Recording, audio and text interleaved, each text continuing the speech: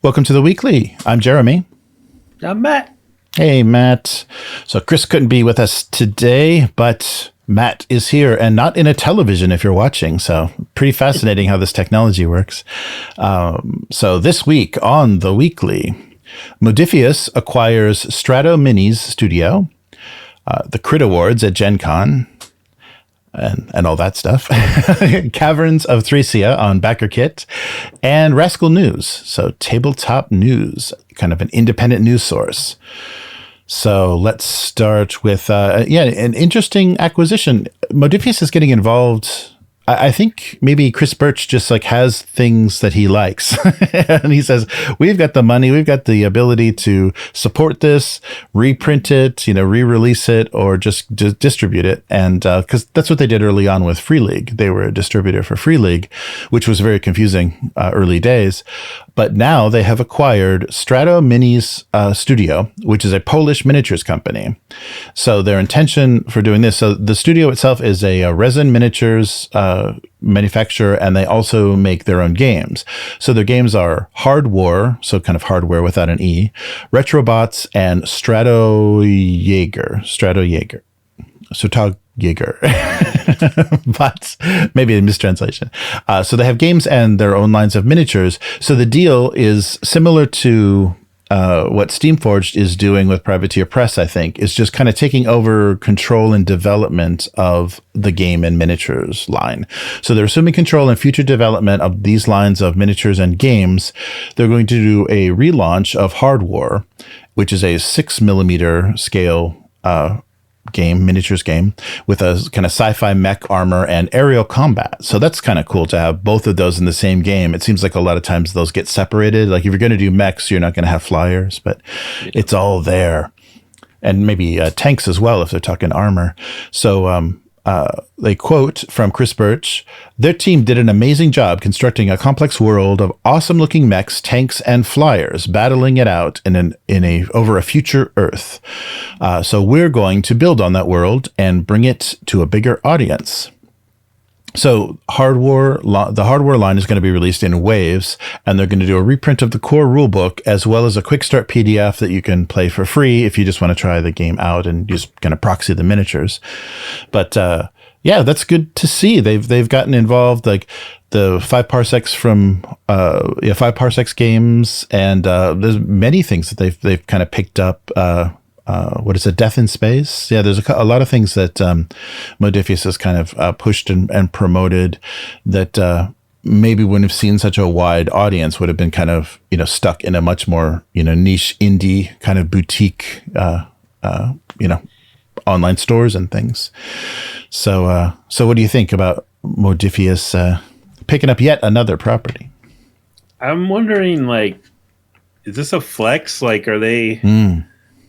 Because they already always seem to want to put out a skirmish game with a new role-playing game. Oh, yeah. You know what I mean? Mm-hmm. And so they're way more into miniatures now than most role-playing companies would be. And I wonder if, what's next? They're going to buy Mantic and just go for it? Yeah, right.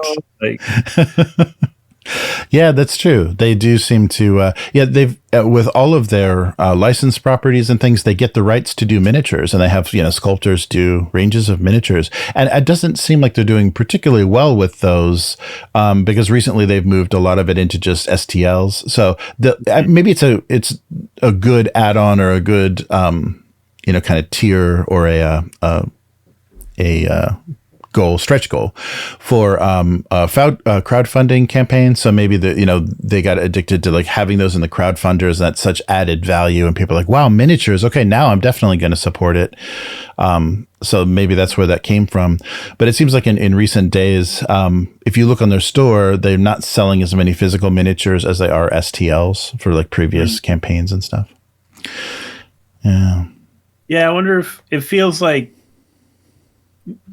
always having miniatures available for a role-playing game is probably a smart move. And it feels like a less annoying version of what Fantasy Flight used to always do, and they would always have all these proprietary things for their role-playing games. Right. Yeah, that's this true. is at least practical. It's like, oh, well, they're miniatures for the game. That kind of makes sense. Mhm. It's practical, and it could be a new revenue stream for them, or a boost to the already existing revenue stream, but it's not required in any way. So yeah. Yeah, it's interesting, and they have gotten into a lot of miniatures games. So they have Elder Scrolls and Fallout, and yeah, there's so many IPs that they're doing games for, that they're producing plastic for. Oh yeah, so speaking of which, they also announced a special set of the Fallout Wasteland Warfare miniatures of the characters, of course, for the Amazon Prime show. Of course. Oh, yeah. Yes, you have to have those.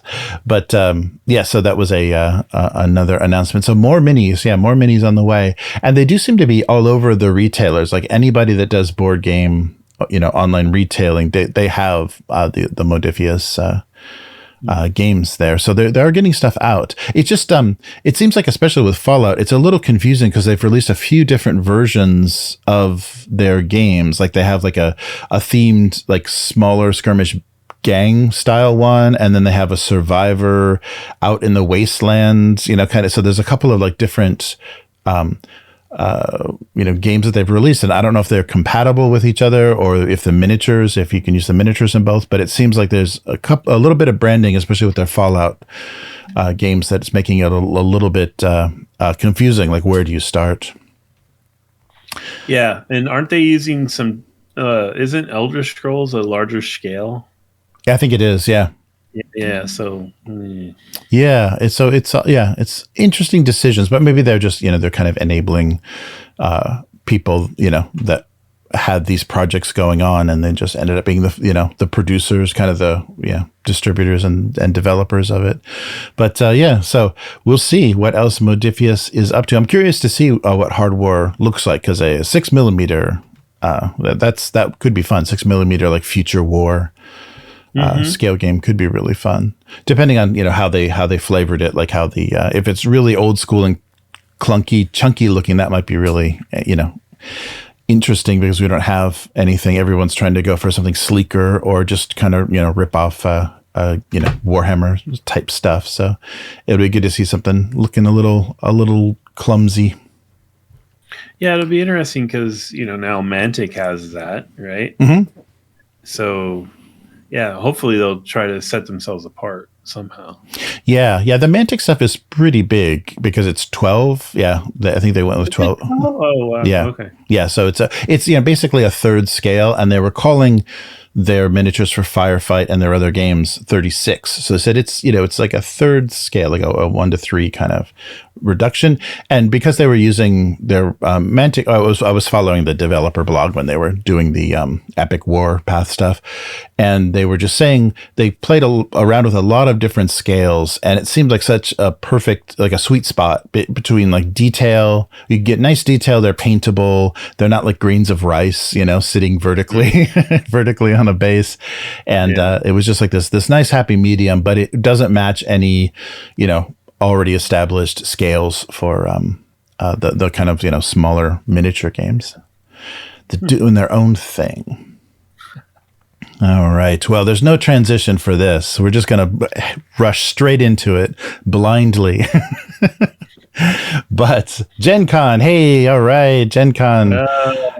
What's going on there? Well, we're getting a physical ceremony that is being pulled. So the Crit Awards, it was just announced that they are citing safety concerns for an awards ceremony. And this all, of course, started online. But it seems like, this is like that end of that second Matrix movie or whatever, where all of a sudden they're like, oh, and now things are that were virtual, that were only on social media, now they're in the real world to terrify you. So now there's a lot of outrage on social media. But if it is like a community, like a gaming community, if it's a tabletop community, that's who's going to show up at Gen Con. So it's actually going to be those people in person. But this article was claiming, right-wing outrage campaign over the. So I'm not quite. didn't seem quite to match what the events of what was happening. But anyhow, so Gen Con was citing safety concerns, and so the Crit Awards provided a statement to Rascal News, who is a new tabletop news source that we'll talk about. And this statement read by email. Thank you to the community for their outpouring of support. We will never be able to fully articulate or express what it has meant to us in the midst of a very difficult situation. We implore everyone to not attack each other for the hard decisions that we have been considering and making, as we do not condone violence or harassment. Once again, we want to thank everyone who has shown us kindness and support, both publicly and privately. So I think... Yes. So this all started. So the Crit Awards are the creator recognition in tabletop, TTRPGs. And they were set to hold their second annual. So if they're canceling their second annual celebration, this is not good news.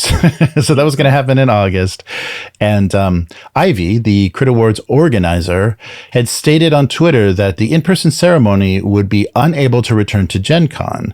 And immediately following that, like very shortly, Omega Jones, known online as Critical Bard, who was set to host the award ceremony, put out a statement that says that Gen Con has forced the Crit Awards to withdraw because of their stance and postings about being anti-Zionist. So there we go. So they unlocked that in the tabletop community. And I don't know why he goes by Critical Bard, because Omega Jones is like the coolest name ever. But anyhow, so, and Rascal News, the source of the story where I read it, did disclaim that, yes, they were nominated for an award. So they're full disclosure, they're not on anyone's side, but they would have gotten an award and would have attended.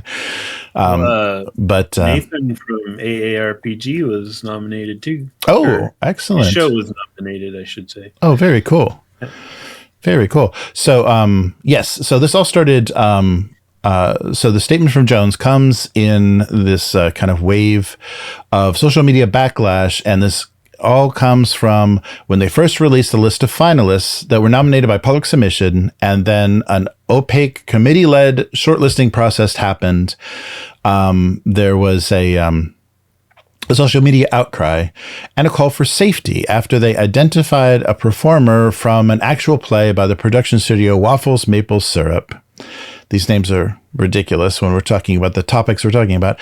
And they're a performer from that group that was in the center of an online discussion because of their stance on their support of Zionism. And so the studio was insisting that the heads their insistence that anti-Zionism equated to anti-Semitism, which has become this very difficult topic lately. And then Rascal News went on to kind of explain, if you don't understand what Zionism is, which I'm not going to explain, you can go look that up yourself. I'm not going to wade into that minefield.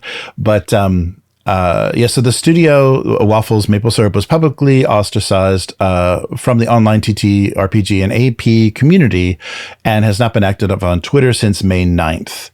So everyone kind of in the ecosystem has been surprised that this cast member was on the final ballot, so they were expressing their unhappiness with it, and then Gen Con just decided to cancel the award ceremony if there was going to be protesting and kind of disruption because of these choices. Yeah, it's difficult. So for anyone that, was a small child and was, watching on television, the Middle East, kind of the situation in the Middle East and how there was never seemed to be a solution. Now we finally truly understand. I think the discourse in America finally understands what that situation is and how difficult it is to unravel, because there's just a lot of people that what they were, their political views and who they thought they were allied with suddenly has changed, and this has become very difficult, I think, from a lot of perspectives. And I think a lot of companies are finding themselves, this is a whole new situation to kind of sort out, and I don't think anybody can have a very a very good stance. I don't think from either position it's very easy to come at this too hard, especially if it's going to mean attacking people, throwing stuff at people. If it's not just nonviolent protests, if it's going to go beyond stopping people. So we'll see. But this is just going to be ongoing, and unfortunately, it's made its way into tabletop. But it seems like Rascal News will be a good source for kind of what's going on and how things have shaken out. They had a real straightforward kind of play-by-play of the events that led to this cancellation. So what do you think? It's I on the outer issue, the actual real political issue, not this thing that's come into our gaming sphere. I have my own opinions, but man, what matters for right now is why it's like, why don't shit where you eat. I guess is what I'm trying to say. Like, why did we even go here with the political part of it? Yeah. So, maybe the Crit Awards little mission statement thing should have been more, I don't know what, delicate. I don't know what to say about that. But it wasn't. So Gen Con's reaction made it, in my opinion, 10 times worse. Yeah, right. So it was like there was a fire, and then these guys came over and they threw gasoline on the fire, and then it goes to the internet, and the internet makes everything a billion times worse. And so, it's just so.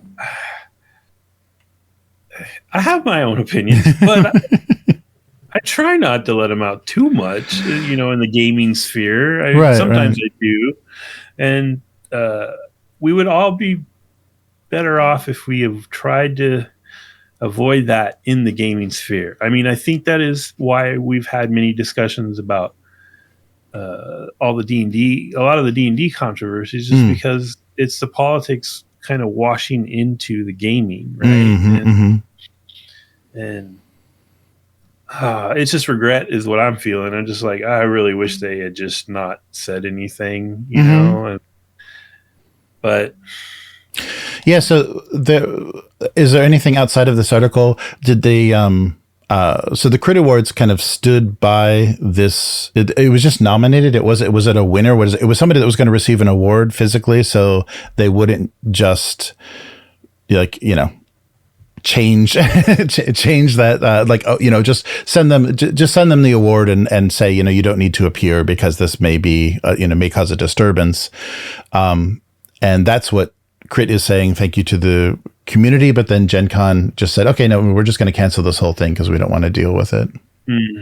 Yeah, and I feel like now that it's out there and everyone's freaking out about it, I almost feel like Crit Awards should say more. Like, you had that one person make that statement, but not the actual Crit Awards people. Like, they made a general statement. They didn't explain anything. Right. That just leads to people making up their own answers to these questions. You know what I mean? Like, I don't know.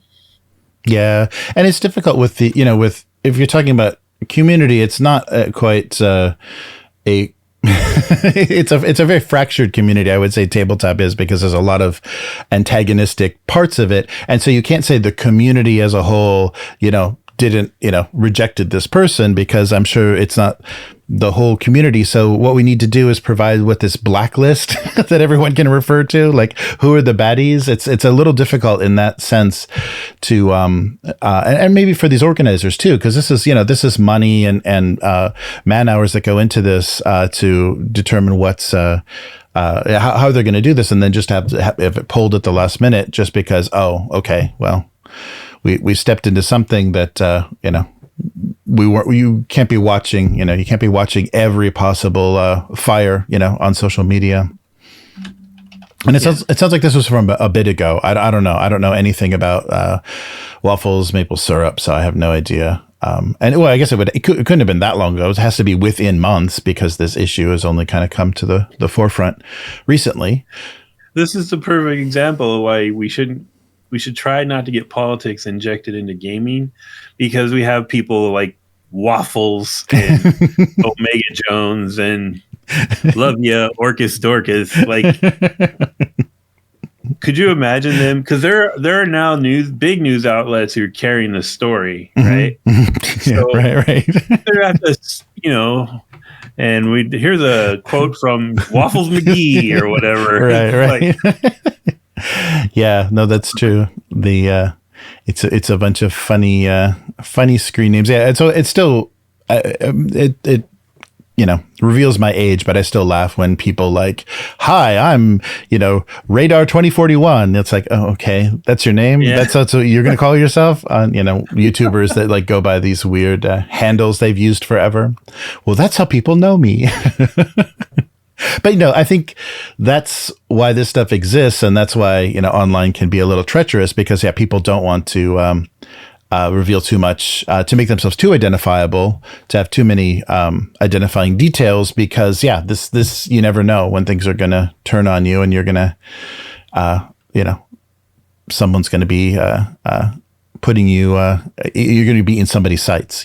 That's very very strange. But also too, if it's not something, that's the thing I'm a little bit surprised, especially for this issue. If it's not something you're personally have a personal experience of, but just are choosing the side that matches your peer group or fan base or whatever, I don't think that's particularly useful. I don't know. It's difficult. But yeah, so we'll see. No nuance. There's no nuance. Oh yeah, no, definitely, definitely, and it's like that's why the death of satire and even humor online, because people can choose to read your words literally and say, I don't think that's a joke, so that makes you this, or that makes you just stated an opinion trying to be funny. You just stated a abhorrent opinion that I no longer, that disqualifies you from whatever. So it's very, very tricky. But I think this has been this recent situation has been kind of a big wake up call for the U.S. as far as its foreign policy and what they've been supporting. And I think a lot of people are aware of things that they really weren't aware of before. So a lot of people are still figuring it out. Yeah, that's true. That's true. Yeah, and it's without going too far into it. Yeah, I think a lot of people's just assumed, whose side they're on or whatever is, they've been changed a little bit. But it's good. It's good that, there's this kind of discourse. We just don't need the violence, that can follow when people want to, make some kind of statement at an event, like an award show for tabletop. That's no good. But let's move on to something to be happy about, I think. Yeah. I don't know. It's a kind of a choice. It's kind of a Sophie's choice that I don't think I can make. Recently, that's been the case with a lot of these Goodman Games releases. So, Caverns of Thracia, Legendary Adventure, is getting a release on BackerKit. So they're doing the that kind of reborn treatment that they've given to a lot of the classic D&D modules. With Caverns of Thracia, and they're doing a 5e and a DCC version, and these are two separate books now, whereas I think previously it's a little confusing because when Goodman Games didn't have their own system, there was no Dungeon Crawl Classics. Goodman Games was just supporting 5e. Things would only be released like that, and now they have their own system. They have to kind of split things a little bit, and I don't know. I don't know what I would want. I don't want to play it for 5e, but I like the presentation. I like how they put together a lot of their 5e books, and the 5e book is using the original artwork, which I'd really like to see. So what is Caverns of Thracia?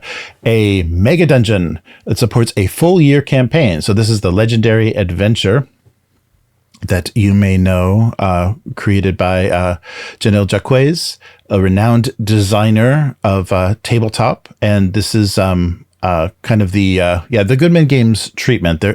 And so what they often do is reproduce the original text, the original book completely. So you have everything that existed in the original, which is nice. That's at least what they did with the D&D stuff. I'm not sure what permissions they have for this.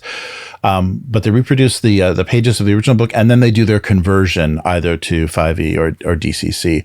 But the other thing that I really liked about how these books are presented is there's also a lot of what this adventure means to me, like my history in gaming. The people that work on this project, they get to insert, there's like little photos of them sitting at a gaming table, or just like context of their history of it. And that's very like endearing. It really makes you at least convinces you, hopefully it's completely authentic, that they're invested in the hobby, and that this means something to them, and they want to be part of bringing this setting to a larger group of people. But this has had great success. So their original goal was $10,000. They're already up to $350,000 with 2,700 backers, and still a good majority of the month left to go.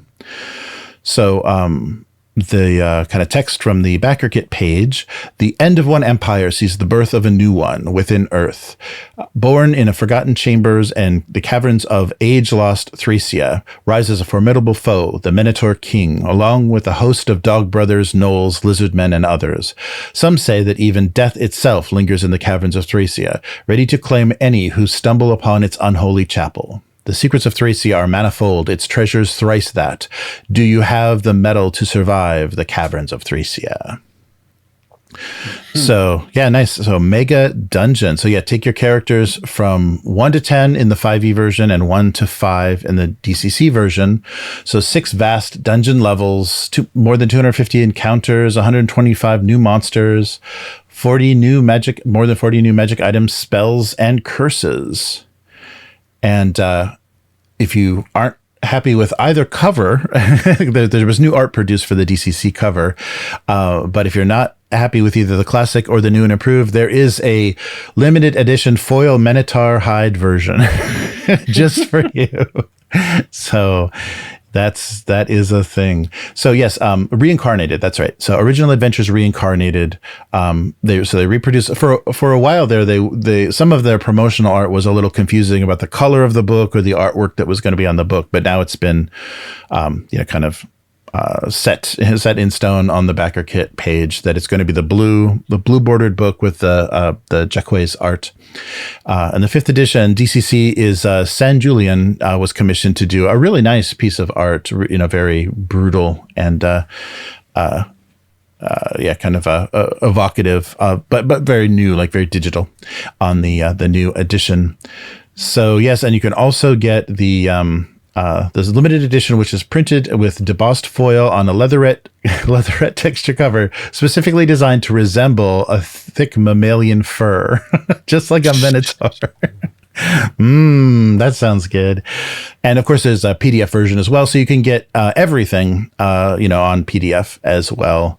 And then they're also taking this opportunity to reprint Dungeon Crawl Classics 109, which is a Beneath the Isle of the Serpents, which is a new level 2 adventure. Not reprint. A new level 2 adventure, which is set on the starry archipelago of Thracia. And then for the 5th edition, they're doing the Sacrificial Pyre of Thracia, which is a new level 1 prequel to the Caverns of Thracia. So they're doing 2 like separate little adventures to kind of get you started in that setting. And also, Monsters and Magic of Thracia will add new items and more items and enemies. So, and that book will be dual statted for both 5e and ECC. But there's more. But wait, there's more. Also, they're going to print the Hell Pits of Nightfang. So Janelle Jacques's iconic vampire adventure. So that will also be available in a special crowdfunding OAR edition. I'm not sure what OAR stands for, but the cover will be featuring the original art by Jacques as well. And that will also be so OAR is, I don't know, original. I'm not sure. But yes. And so that will have a DCC and a regular FEF, 5th edition fantasy. That's, I think, what they called it. And, of course, dice. you got to do the dice because they have the funky dice. And so the funky dice will include 3 new versions, just in case the furry book wasn't enough. Thracian Smoky Sacrifice, the Terracotta Greek Vase, and the Thracian Azure Swirl. So dice with translucence and foil effects and all kinds of crazy stuff to evoke the setting even more. And then, here's the reprints. And so the reprints, they're going to take this chance to also make available a compendium of Dungeon Crawl Classics Volumes 3 and 4 for 5e, and then Tomes of Adventure 5, 6, and 7, which is more than 200 pages of DCC adventures. All right. And then, that's nice. And in the update, they were saying, wow, thank you so much. We're really happy with, how successful this campaign is gone just in the first few days. And they quoted a really nice review. So if you don't have any experience of Caverns of Thracia, I think this is a really good way to kind of put it in context. So a reviewer of this setting said, "This exists in the stratospheric heights that are approachable by few and matched only by Gygax in his prime. Worth playing and replaying, and can be picked over endlessly without ever being fully known." So a big adventure, big setting. So, and they also recently in this update, they also said that they added a Just the Books pledge for all levels. So if you just want the physical books, you don't need any PDFs, you don't want any extra stuff. They did books only to get you what you want. So what do you think, Matt? Can you choose between DCC and 5e? Don't you just want something that you could play with, a perhaps Black Sword hack or something a little more? Well, that's a nice. I mean, it would not be hard at all to take DCC, stats and things, and just approximate it to Black Sword hack. It's super easy, actually. I don't understand. Well, I do. I take that back. It's 5th edition. It's always going to be a business decision. Okay, here's the thing. Goodman's Games, they do some great curator stuff, right? They do some wonderful, very respectful stuff of this old school material. Like Orcus said in the chat, it's a lot better than, the introduction to a certain 50th anniversary, but much more respectful. But they're to me, they're like the dad who, on the sly lets you get away with something when mom's not looking, like they do their DCC stuff and they're very respectful of this old material, but they're still going to send out this 5th edition crap. And I don't know. I kind of wish they would. Oh boy, I showed my true colors calling it crap. Sorry. Oops. Why not use, because correct me if I'm wrong, but the original OGL is still essentially a thing you can use for basic D&D mechanics, right? Like basic old school D&D stuff. So why not make something? Why not make a version? If you're going to go to the trouble to make multiple versions, why not make one that feels just like you're playing Beck Me or original D&D, right? Because that one truly would be super easy to then port over to anything. Knave, Black Sword hack, what's the old school essentials, like anything like that, right? But anyway, it's cool. I'm actually thinking about backing the book. I noticed that it's $36 for the PDF alone. Yeah. That's I'm feeling that exorbitant. Yeah, I don't think PDFs. They haven't increased in the production of PDFs hasn't become any more difficult in the last 10 years. I don't think, but because what you're saying there allegedly is that the cost of printing, because the print book is what, $55, $54, right? And you get the PDF. Yeah, right. So you're kind of saying that the printing is not a very big cost for you, but that's the reverse of what I've heard. Yeah, I think that, for a million years. Right. So I feel like they're kind of like, oh, you only want the PDF? All right, you got to pay more, sucker. Mm-hmm. Yeah, and I think with crowdfunding too, it seems like companies more recently have been hesitant to have anything that's too cheap. Like they want to overprice the PDF to make it like, oh, it's only $15 more to get the book. They're like, pricing it that way because they want overall bigger totals. They want bigger, final numbers for crowdfunding is what it feels like. And DCC or Goodman Games in general has not been great with international shipping. So I think you may regret it if you pledge this internationally. It may be worth waiting for an online retailer it's a little bit friendlier with their shipping costs if you're outside of the US or Canada. Just my guess, because I've had some bad experiences already where I've had to just kind of do a 2-stage of mailing because the shipping estimate they gave me is like, excuse me? Mm-hmm. So we'll see how that goes. But there's a lot of fun extra stuff with this. And I like that they did that when they did the Dying Earth and like all of the things that they do, the settings that they do, there's a lot of support for it with new artwork and new dice colors and all that good stuff. But hey, any excuse to buy a new set of weird ass Zaki dice? Yes. You're all in. But here's another thing to frustrate you too. But because you may only be buying the 5e version, not the DCC version, they took the set and broke it up. So you can buy just the 7 die set for 5e. Or you can buy the whole, funky set. Yeah, isn't that bad? Weak. Yeah. Weak as water, man. That's a perfect example. The Goodman Games is the dad saying one thing to the kids and another thing to the wife. Right. Yeah. I wonder if they just can't pull themselves away, because that was how originally they started making their money supporting 5e. So they just can't quite go all out on their own and say, no, DCC, that's what you play if you want to go to Goodman Games. I don't know. Yeah, but there's definitely a financial reason, and maybe they're just worried about losing. They've established a customer base, and they're just worried they're going to lose a lot of it if they stopped with the 5e. But with this Reincarnated series, if they're going to do the same thing, they do reprint, because these are quite meaty tomes, and they do reproduce like the original maps and everything, and so the original text of these books, of these adventures, is usually in there as well. So that would make it easier to adapt as well if you're not having to untangle 5e. If you have the original D&D rules, then that could help a lot. But how did we get all of this? The last thing that I wanted to mention, and a new source for us to kind of gather information, has become Rascal News. So what the heck is Rascal News? So I guess in just the last few months, I think about 5 months they've been doing this so far.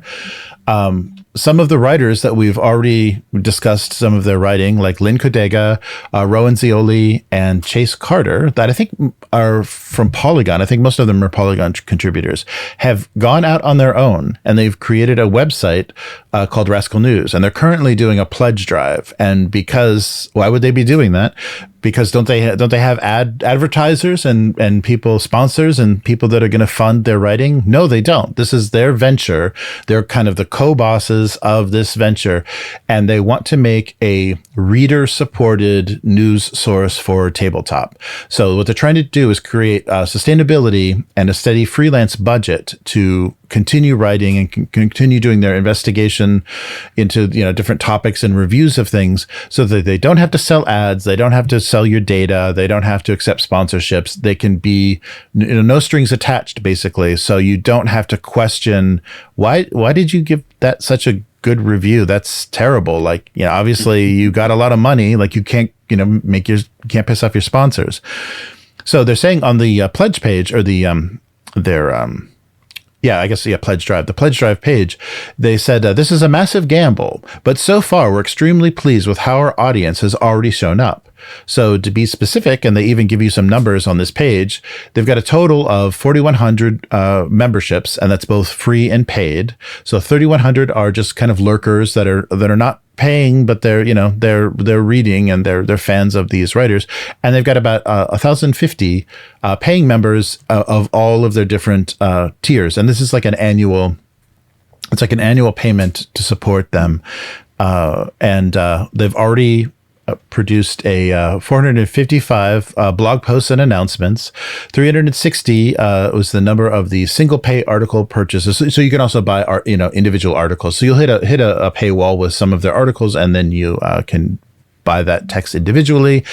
And it's been 126 days. Yeah, so just over 4 months since Rascal has launched. So they have their kind of goals that they're looking for, and they'll be running this pledge drive from July 1st until August 3rd.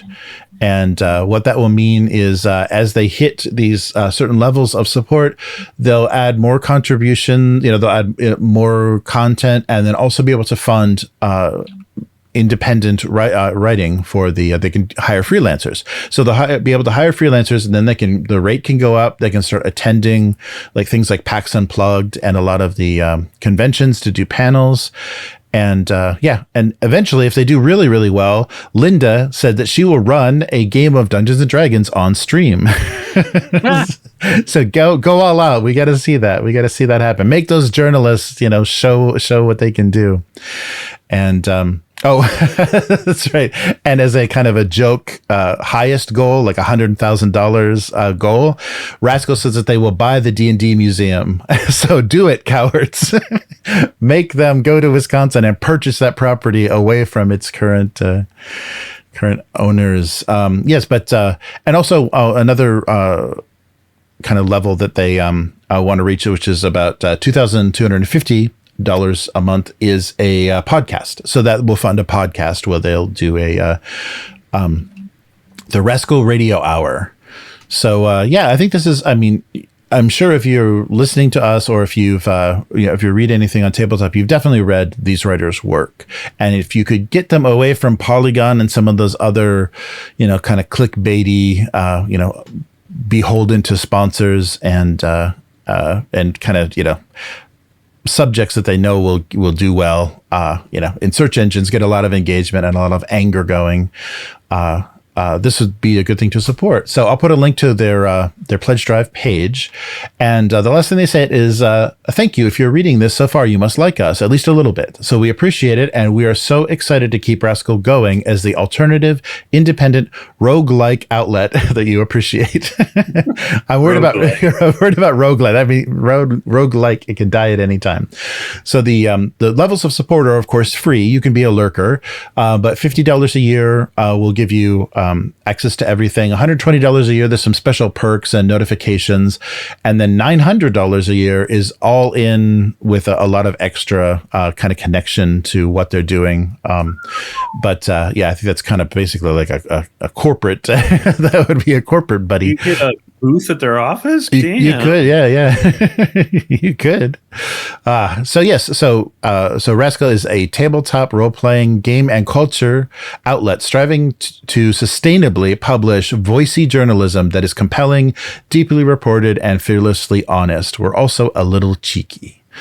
So so check out Rascal News if you haven't already and you're just interested in kind of what's going on. And so far, just looking at the what they've covered so far on the site, it does really seem they're going after their interest as opposed to a list of things an editor gave them that they said, okay, you're reviewing the My Little Pony RPG and make sure you mention Transformers. And, there's like much less focus on things that are that would be a concern of, say, shareholders, a lot more independent focus.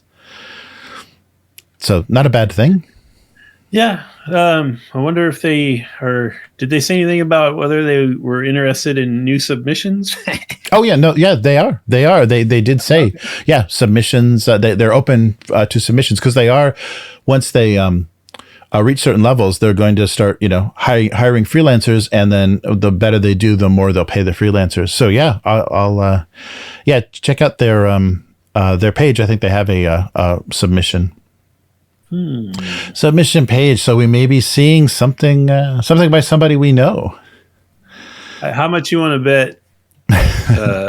They very recently rechecked their like mission statement or their code of conduct or whatever. Mm-hmm. Like, okay, is there anything on this that will enrage the internet? You know? Mm-hmm. Yeah, really. Yeah, go through. Yeah. That's hey. No. After the sign off, let's talk. Remind me to talk about something about Conan. Related. Conan related. Okay. We will.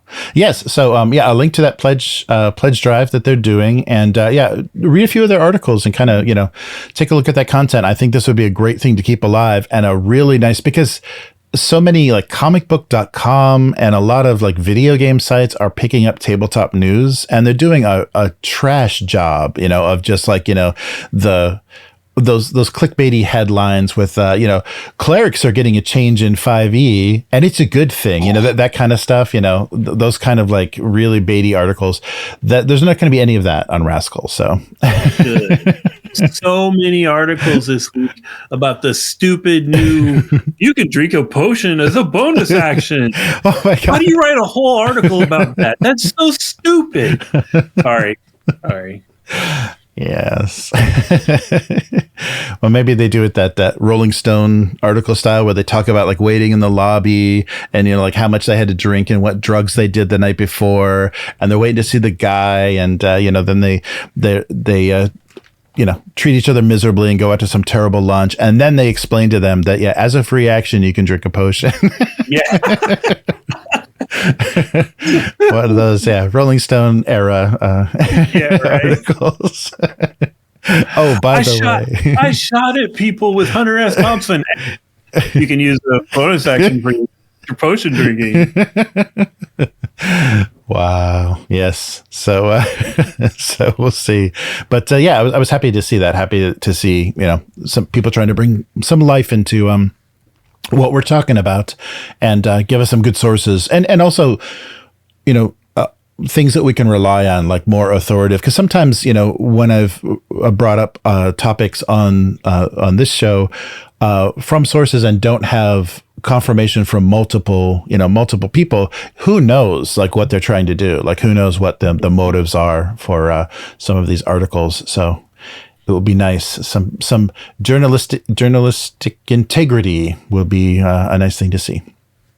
All right. And they need to. I'm sorry. No, go ahead. Keep making me think of things. they need to just not react. If they put out an article and there's that minority on the internet that gets super offended, they just need to keep going. I've decided that's the real solution. Is if you believe in the thing you're doing, just keep doing the thing you're doing. Don't respond. You know what I mean? Because I really think that's what gets these little things, these little organizations destroyed, is they try to defend themselves and fight back, where they should just keep doing what they're doing. Yeah, that's true. Yeah, I think that's and I think that's a kind of a stance that just a lot of people that spend a lot of time on social media are really used to, is kind of a knee-jerk reaction to defend what you said or what you believe, and that's gonna just get the pile on going. All right, so that is going to do it for this week. So where can people find you, Matt? I'm on Instagram and Threads, mostly on Threads. It's at Hargald, HAARGALD. I try to talk gaming. I will talk F1 and hockey and things like that. And if you want to know my opinion off camera about the Gen Con thing, I may be talking about that a little bit. All right. But I'm not a rage monkey, I promise. How about you? Nice. Well, I will be doing next week. I'll be doing my July live stream for my Abuse Cartoons cartoon. So it's going to be kind of the long version where I do everything for the month. So like 9 or 10 cartoons. So a much longer live stream, lots of time to hang around or lots of time to catch it, depending on, where you're living. And so I draw the cartoon, I talk a little bit about what's going on with it, and then eat some snacks from Japanese convenience store. And we usually talk a little bit Japanese culture and kind of fun cultural differences, because it just keeps coming up, and it's such an opposite land here. It's endlessly entertaining. But and you can, if you want to read that cartoon, go to gocomics.com/domestic abuse. And you've got about 20 years of that single panel gag cartoon to read.